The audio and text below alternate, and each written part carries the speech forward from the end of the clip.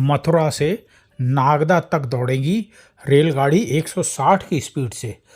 उपयोग में आएगा कवच सिस्टम, जो कि एक्सीडेंट से बचाने के काम आता है। रेलवे ने कवच तकनीक ईजाद की है। आप देख रहे हैं भीम न्यूज इंडिया, मैं हूं आपका दोस्त विनय कुमार सिंघल। कवच सिस्टम से क्या फ़ायदे क्या नुकसान है, इसके लिए बता रहे हैं राम निवास मीणा, चीफ लोको इंस्पेक्टर हैं और एक्सपर्ट हैं। कवच प्रणाली का इन्होंने अध्ययन किया है और स्पेशल ट्रेनिंग करके आए हैं। आखिर इस कवच प्रणाली से रेलवे को क्या फ़ायदा है, यात्रियों को क्या फ़ायदा है, और स्पीड बढ़ने से यात्रियों को और मालगाड़ियों को क्या फ़ायदा है, देखिए भीम न्यूज इंडिया की रिपोर्ट। कवच सिस्टम मालगाड़ी के साथ साथ सवारी गाड़ियों में भी इस्तेमाल होगा।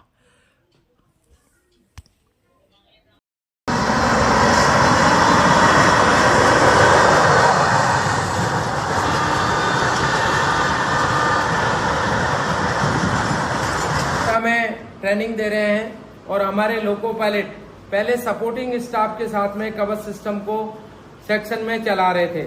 अभी पिछले 15-20 दिन से सपोर्टिंग स्टाफ लोको से विड्रा कर लिया गया है और लोको पायलट को इंडिपेंडेंटली कवच को ऑपरेट करके चलाना पड़ रहा है। अभी हमारा कवच कोटा से मथुरा तक ही इंस्टॉलेशन और टेस्ट और कमीशन हुआ है। मथुरा और दिल्ली सेक्शन में अभी कवच का टेस्टिंग और कमीशन होना बाकी है, इंस्टॉलेशन का काम चल रहा है। तो हमें ऐसी स्थिति में कवच सिस्टम को मथुरा पॉइंट पे जाके हमें शट डाउन करना होता है, या उधर दिल्ली तरफ से जब हम आते हैं तो मथुरा पॉइंट पे हमको कवच को नए सिरे से चालू करना होता है। तो इस दोनों बातों में कवच सिस्टम को चालू करना और कवच सिस्टम को शट डाउन करने में हमारे लोको पायलटों से कई सारी गलतियां हो रही है, जिससे सही तरीके से वो कवच सिस्टम को ऑन नहीं कर पा रहे हैं और कवच सिस्टम को बंद भी नहीं कर पा रहे हैं।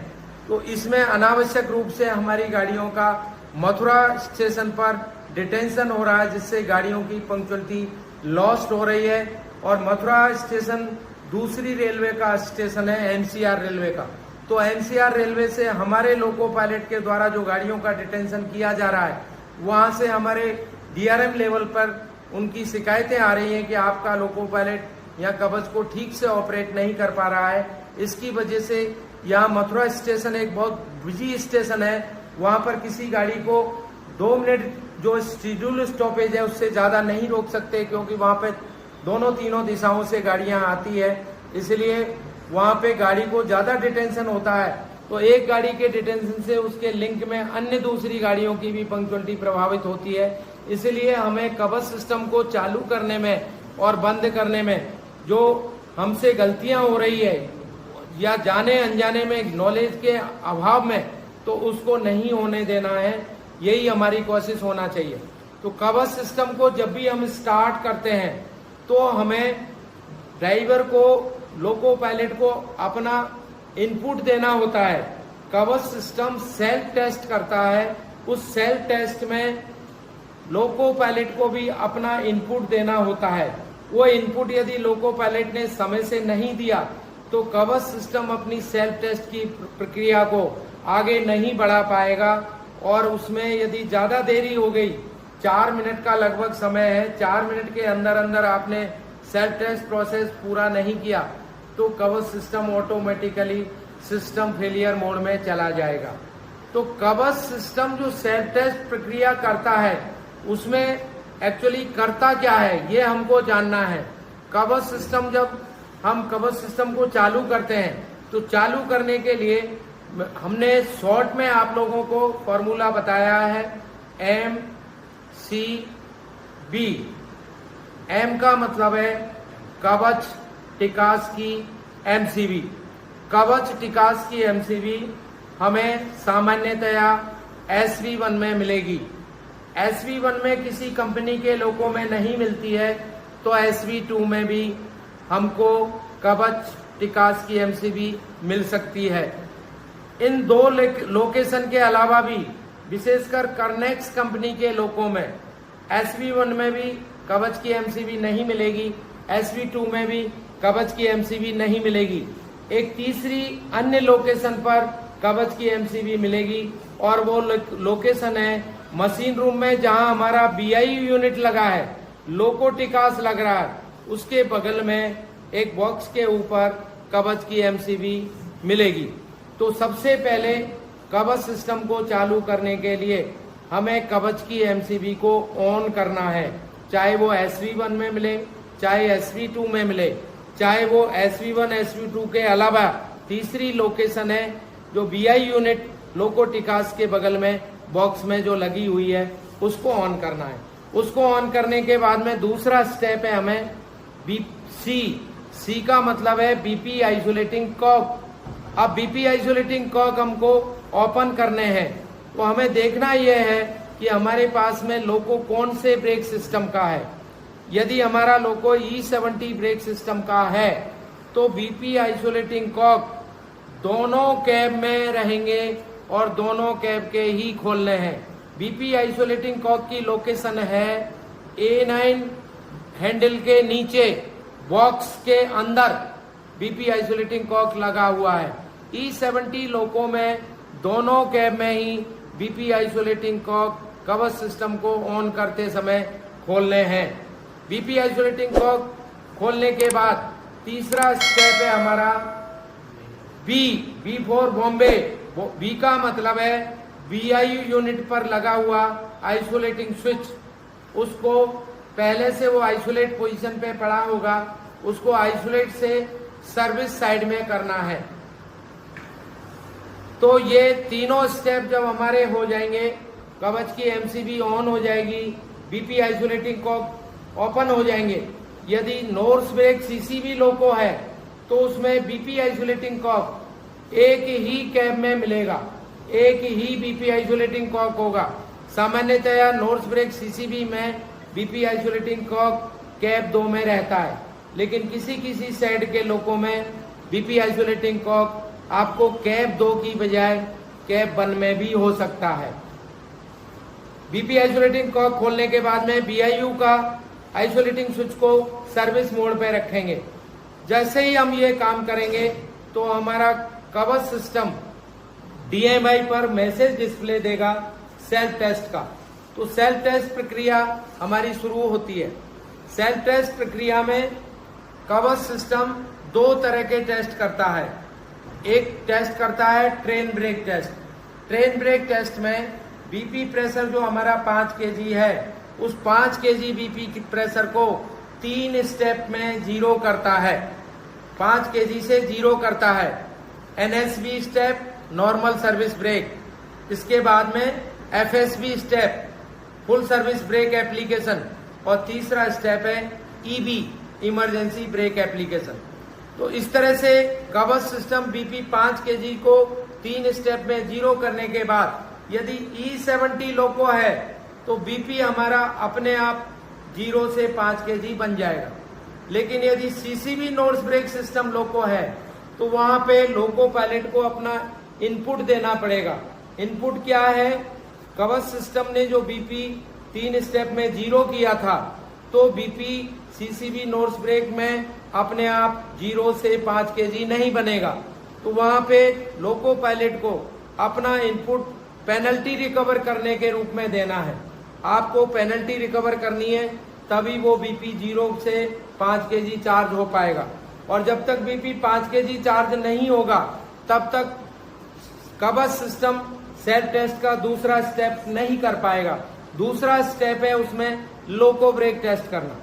तो लोको ब्रेक टेस्ट करने के लिए जैसे ही वो BP 0 से 5 kg बनेगा, फिर आपको DMI डिस्प्ले पे लिखा आएगा brake test waiting for BC। इसका मतलब है कि कवच सिस्टम लोको ब्रेक टेस्ट करना चाहता है। लोको ब्रेक को कोएक्शन फीचर से लगाता है और रिलीज करता है। तो लोको ब्रेक हमने जो पहले से लगाए हुए है, SA9 से जो लोको ब्रेक लगाया हुआ है, उसको हमको मैनुअली रिलीज करना पड़ेगा। SA9 को रिलीज पोजीशन पर रखना होगा, और SA9 को रिलीज पोजीशन पर रखने से पहले लोको के रोल डाउन से बचने का उपाय करना होगा। यदि हमारे लोको में पार्किंग ब्रेक की सुविधा है तो हम पार्किंग ब्रेक अप्लाई करें, और यदि पार्किंग ब्रेक की सुविधा नहीं है तो लोगों का हैंड ब्रेक अप्लाई करें, आवश्यकता हो तो वुडन बेज भी लगाएं। इसके बाद में हम जैसे ही SA9 को रिलीज पोजीशन पर रखेंगे तो हमारा जो ब्रेक सिलेंडर प्रेशर है जो BC गेज में वो घट के 0.50 के आसपास घट के कम होगा, तो एक साथ हमारा BP 5 kg से इमरजेंसी 0 की तरफ जाएगा और कोएक्शन से हमारे लोको में लोको ब्रेक लगेंगे। और यदि E70 लोको है तो BP अपने आप 0 से 5 kg चार्ज हो जाएगा, जिससे हमारे लोको ब्रेक रिलीज होंगे। लेकिन यहाँ पे फिर E70 यदि CCV लोको है तो जो BP 0 का गया है वो अपने आप BP क्रिएशन नहीं होगा, हमको वहां भी फिर से पेनल्टी रिकवर करने का इनपुट देना होगा, तभी BP क्रिएशन होके 5 kg होगा।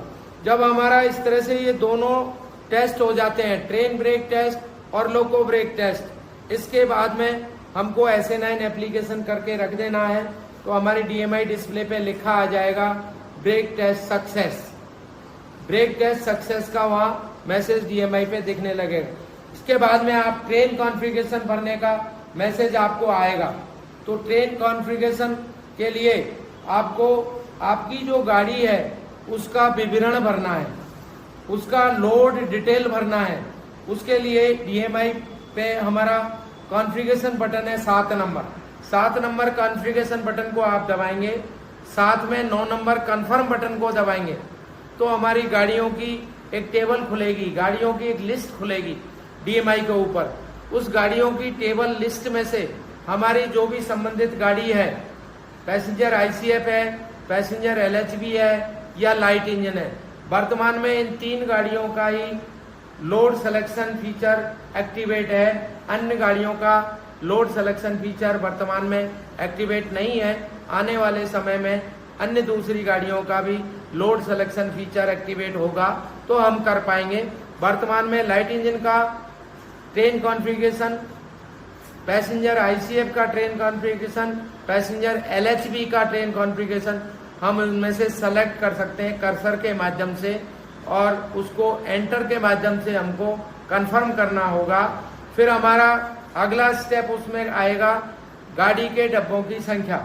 गाड़ी के डब्बों की संख्या के लिए हमारी जो DMI डिस्प्ले है उसमें 1 नंबर का जो फंक्शनल की बटन है उसके ऊपर +1 लिखा आएगा। 2 नंबर की जो फंक्शनल की है उसके ऊपर डबल+ लिखा आएगा। 3 नंबर की जो फंक्शनल की बटन है उसके ऊपर सिंगल- लिखा आएगा। 4 नंबर की जो फंक्शनल की है उसके ऊपर डबल- लिखा आएगा। In plus, double+, minus, double- की सहायता से हम हमारे डब्बों की संख्या फीड कर सकते हैं। प्लस की बटन को एक बार दबाएंगे तो 1 न्यूमेरिकल संख्या बढ़ेगी, डबल+ की बटन को हम दबाएंगे तो 5 की न्यूमेरिकल संख्या बढ़ेगी, और -1 की फंक्शन को हम दबाएंगे तो 1 न्यूमेरिकल संख्या कम होगी। डबल- फंक्शनल की बटन को दबाएंगे तो 5 की संख्या कम होगी। इस तरह से हमारी गाड़ी का लोड, डब्बों की संख्या, हम जितने भी हमारा BPC में हमारे गाड़ी का लोड है, BPC को देख करके गाड़ी के लोड, डब्बों की संख्या हमको फील करनी है, और उसके बाद में उसको कंफर्म करने के लिए एंटर बटन दबाना है। लाइट इंजन के मामले में इसको 3 बार कंफर्म करना होगा, तब वो ट्रेन कॉन्फ़िगरेशन को सेव कर पाएगा। और गाड़ी के मामले में इसको हमें रिकन्फर्म के लिए 2 बार करना होगा एंटर बटन को, तब हमारा जो ट्रेन कॉन्फ़िगरेशन भरा है वो सेव हो पाएगा। जब हमारा ट्रेन कॉन्फ़िगरेशन भर लेंगे, इसके बाद में हमारा लोको स्टैंड बाई मोड में दिखने लगेगा। DMI डिस्प्ले के ऊपर स्टैंड बाई मोड शो होगा। स्टैंड बाई मोड में हम गाड़ी को नहीं चला सकते। स्टैंड बाई मोड लोको का स्टैंड स्टिल सुपरविजन करता है। स्टैंड बाई मोड जब हमको दिखने लगेगा तो DMI डिस्प्ले पे हमें एक मैसेज भी डिस्प्ले होता है नीचे मैसेज पट्टी में, उसमें लिखा आता है सेलेक्ट स्टॉप रेस्पॉन्सिबल और संट मोड। तो हमको यदि गाड़ी चलानी है तो SR मोड सेलेक्ट करें।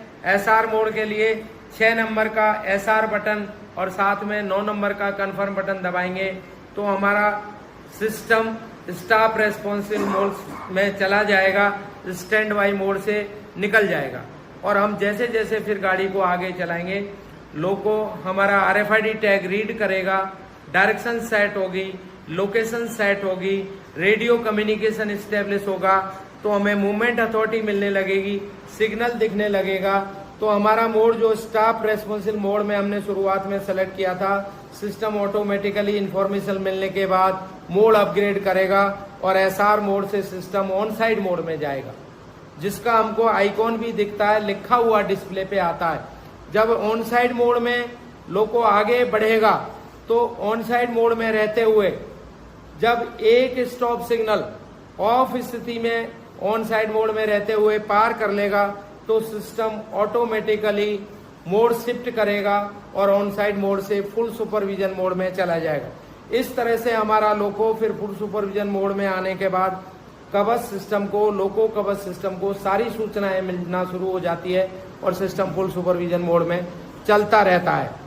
जब कभी हमको लोको कवच को शट डाउन करना है, स्विच ऑफ करना है, तो हमको एक इसमें वो बता दीजिए बीपी ओवरशूट हो रहा है तो उस समय आपको ऑटोमेटिकली कभी कभी जब लोको सेल्फ टेस्ट प्रोसेस करता है, चाहे वो ट्रेन ब्रेक टेस्ट करता है, तो उसमें जो बीपी 3 स्टेप में 5 kg से 0 करता है, तो कभी कभी सिस्टम की माल फंक्शनिंग की या हमारा जो न्यूमेटिक ब्रेक सिस्टम है उसमें जो बाल्ब वगैरह लगे हैं, रिले वगैरह लगी हुई है, उनकी माल फंक्शनिंग की वजह से बीपी 0 पूरी तरह से सिस्टम नहीं ड्रॉप कर पा रहा है और बीपी 5 kg से NSP स्टेज में आके रुका हुआ है। NSP से आगे FSP स्टेज में नहीं जा रहा है। तो जब तक वो 0 नहीं जाएगा तो हमारा सेल्फ टेस्ट कंप्लीट नहीं होगा। तो बीपी हमारा 5 kg से ड्रॉप होके NSP स्टेज में तो गया, लेकिन NSP से आगे ड्रॉप नहीं हो रहा है, FSP स्टेज में नहीं पहुंच रहा है और आगे EB स्टेज में भी नहीं पहुंच रहा है। तो ऐसे समय में हमें ड्राइवर को अपना इनपुट देना है। सिस्टम बीपी को ड्रॉप करना चाह रहा है, बीपी 5 kg से NSP स्टेप में ड्रॉप भी हो गया, लेकिन NSP के आगे FSP जोन में नहीं ड्रॉप कर पा रहा है। तो उस समय हमको हमारा इनपुट देना है। इनपुट अपना ये है कि A9 हैंडल से हम थोड़ा सा बीपी ड्रॉप कर दें। तो जो बीपी ड्रॉप कर रहा था कवच सिस्टम 5 kg से 0 के लिए, तो NSP जोन में आगे रुक गया है, NSP से आगे FSP जोन की तरफ नहीं जा रहा। तो ऐसे समय में हमें A9 से अपनी तरफ से बीपी को हल्का सा ड्रॉप कर देना है। तो एक बार हल्का सा आप इनपुट दे देंगे तो कवच सिस्टम फिर NSP से FSP जोन में और EB जोन में जाके और बीपी को ड्रॉप कर लेगा। तो इसमें कभी कभी आपको अपने इनपुट की जहां जहां जरूरत है वहां आप अलर्ट रहें, सतर्क रहें। कवच के DMI डिस्प्ले पे जो मैसेज चल रहे हैं उन मैसेज को आप पढ़ें, समझें, उसके हिसाब से आगे बढ़ें। यदि आप उस मैसेज को अच्छे से पढ़ नहीं पाए, समझ नहीं पाए, उसके अनुसार आगे नहीं बढ़ पाए, तो ज़्यादा समय ले लेंगे आप सेल्फ टेस्ट में और ट्रेन कॉन्फ़िगरेशन में, तो सिस्टम फेलियर मोड में चला जाएगा। फिर फेलियर मोड का फॉल्ट आ जाएगा, उस फेलियर मोड के फॉल्ट को भी आपको रिकवर करना पड़ेगा, तो और ज़्यादा समय बिगड़ जाएगा। तो इसलिए आपको जहाँ जहाँ आपके इनपुट की ज़रूरत है वहाँ वहाँ आप अपना इनपुट दें। इनपुट क्या है? CCB नोट्स ब्रेक में जब बीपी 0 होता है तो आपको पेनल्टी रिकवर करने के लिए A9 हैंडल को इमरजेंसी पोजीशन पर ले जाके OK टू रन, जब आएगा बीपी OK टू रन तब आपको रिलीज पोजीशन में रखना है, तो बीपी चार्ज हो जाएगा। और जब बीपी ड्रॉप करता है तो कभी कभी सिस्टम माल फंक्शनिंग की वजह से FSP जोन की तरफ नहीं जा पाता, NSP तो कर लेता है, NSP के आगे FSP की जोन की तरफ नहीं जाता। उस समय आपको हल्का सा A9 हैंडल से अपनी तरफ से बीपी ड्रॉप कर देना है, तो वो सिस्टम फिर आगे बीपी ड्रॉप करता हुआ EB जोन में चला जाएगा, सेल्फ टेस्ट कर लेगा। धन्यवाद।